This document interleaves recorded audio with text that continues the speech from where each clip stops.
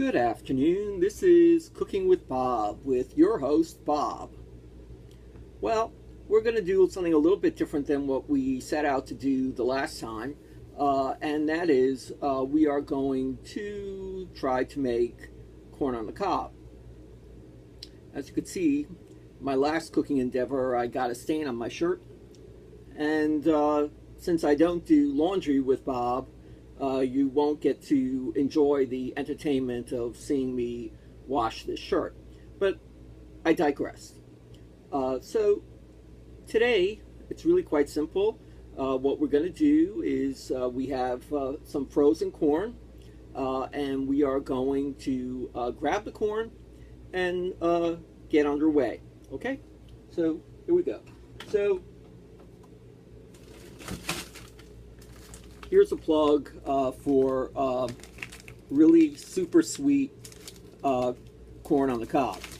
So we're just going to make two of these today, nice and juicy actually.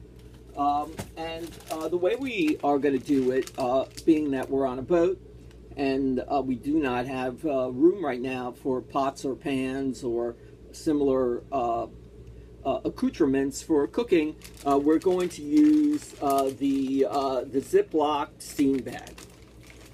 So normally what I do with this is I add a tablespoon of butter, but I'm not going to do it this time, primarily because I ran out of butter, and it's classic Bob.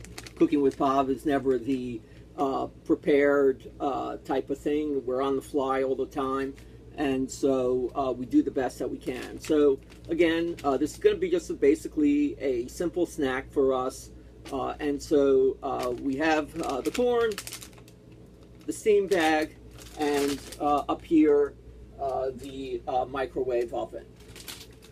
So what we're going to do is we're going to set the microwave oven to steam for approximately 5 minutes. I should tell you that according to the steam bag instructions, you only need to really steam it for 3 to 4 minutes. But my experience in the last couple weeks of making corn on the cob this way is that unfortunately, as the case may be, that 3 to 4 minute period, generally you end up with something that's either cold or semi-warmed up corn, and I happen to be somebody who really enjoys food that is steaming hot, so I do it for 5 minutes. So a couple of things while we're waiting. We have 4 minutes and 15 seconds till that is done. So we have our paper plate, and again, it's somewhat of a reflection of being on a boat. If I had a dishwasher or I had a sink large enough to actually wash dishes, then I think that I would be using fine china. I take this paper plate, this paper towel, and I put it on the plate because when I empty this steam bag, invariably there's a lot of moisture, water, whatever you want to call it, and that ends up making a mess. And so this way I could just quickly absorb the extra moisture up, and then we're good to go. I should tell you as well, guys, if you're watching this, when you do finish preparing this food, I would highly recommend that if you do happen to spill any food product on the countertops, that you quickly clean it up. And the reason is that if you're trying to be like me, trying to demonstrate to my girlfriend that I actually know how to do something in the kitchen, you don't really want to poison her to death if she decides to share your food with you. That would really be bad for the relationship. So my advice to you is that you should always make sure that you use a good disinfectant cleaner like a Clorox wipe to wipe down your cooking surfaces. Make sure that if you're using any utensils like knives to cut, or you're using forks or spoons or any of these things, you really do give it a effective cleaning with dishwashing soap and water. That's my dating advice on this video. Okay, 1 minute and 56 seconds to go. So what else can I tell you? Well, no guarantees that I won't get a third-degree burn when I take this bag out. The other day I came pretty close to it, and I will describe that process when it finishes. But you know, it's always entertaining to prepare food when you're really not a chef, which, believe it or not, I'm not. I only wish that I was. But I do have some elementary skills that I can use to make food around here, and you know, 30 years ago, I didn't have any skills. I really was totally lost. So I'm hoping that this might be helpful to you. At the very least, you'll learn a little bit about steaming frozen vegetables and even fresh vegetables by using these steamer bags. Ziploc makes it, but Glad makes them as well, and they're really, you know, very, very handy and inexpensive to purchase, available, you know, pretty much in most supermarkets and even on places like Amazon. All right, 26 seconds to go. So, okay, we addressed how not to food poison your girl. We've addressed how to get the corn into the bag, and in a minute we're going to try to remove the corn without getting a third-degree burn in the process. So any minute now, or any second now. There we go. Here comes the fun part. Okay, so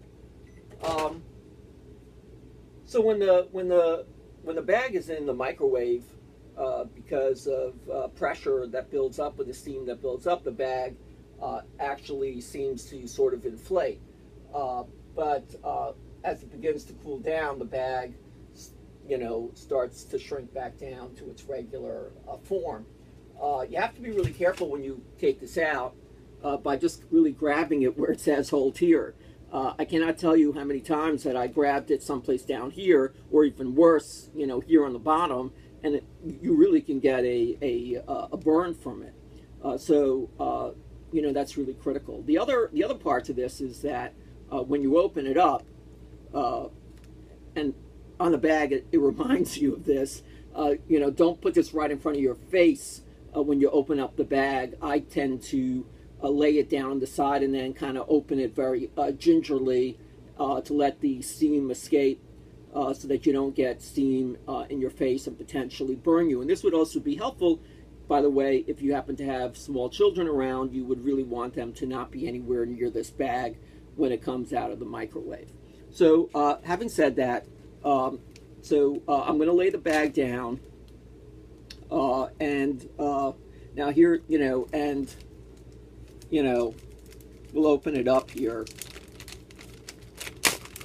and then I just kind of let go for a minute to let the steam get out, and then what I do is I kind of, a little hot, I kind of grab the bottom of the bag, and I just basically tilt it over. All this juice is kind of coming out onto this paper towel, but bag is empty for the time being. I throw the bag into the sink, out of sight, out of mind,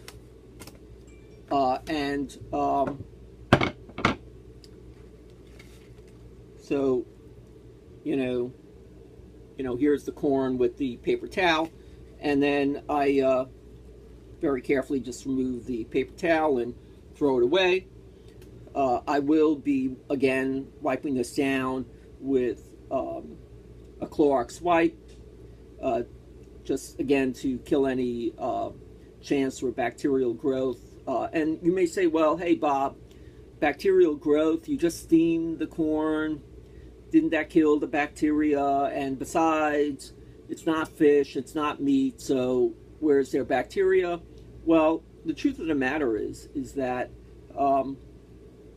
number one, there's always some potential of bacteria that it might have been picked up along the way. You want to be safe about it. Certainly, if you are making fish or meat, you definitely want to be disinfecting after you've done it and really clean the. If you're using a cutting board, by the way, you can only really decontaminate or sanitize a plastic cutting board, and you really can't really do this with a wooden board because it's porous, and so you really, even if you were to think that maybe you could soak it in bleach or something, or something to that effect, would you be successful? You wouldn't be successful. So with that, anyway, enough with the speeches. I'm gonna go eat my corn.